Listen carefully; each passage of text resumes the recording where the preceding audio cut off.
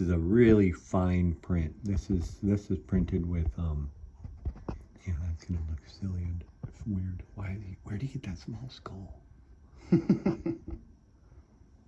So when you can look and you can't see the lines on this one really. Okay, you can't see the lines, whereas on this one, this was printed with a much bigger nozzle. Here you can see the lines. Oh yeah, wow. Do you know how many layers you would estimate that to be? This is about 200 probably.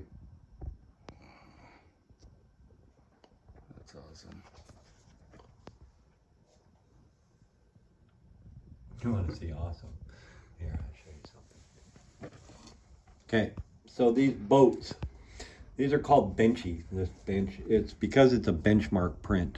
Okay, it tells me a whole bunch of things, you know, about, you know, how well the printer is working on these curves, you know, whether they bulb up like this. See, this didn't do too good on that area right there. See that?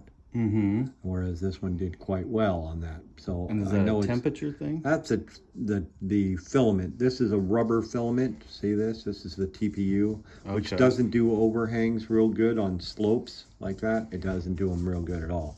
This is a wooden filament that you can sand down and treat like wood. It's about 40% wood and mixed with the plastic.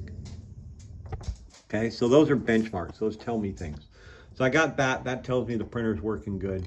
Then I got this one, which tells me the printer's working really good. Okay, looking at all that detail. Look at this small stuff. Look at the stacks and stuff. Wow. That tells me the printer's working really good. So that's a benchmark too. And this then is really the final ultimate benchmark. When your printer is about perfect and working with the perfect filament, you can print this. Whoa. And when you're done, it will do this. Oh my goodness.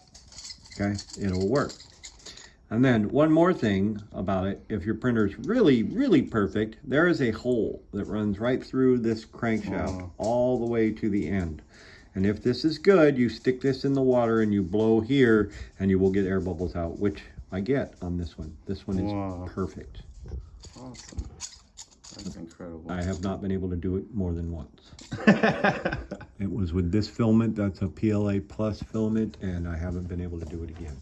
Pet G won't do anything that small, won't do the detail that small and have it work out.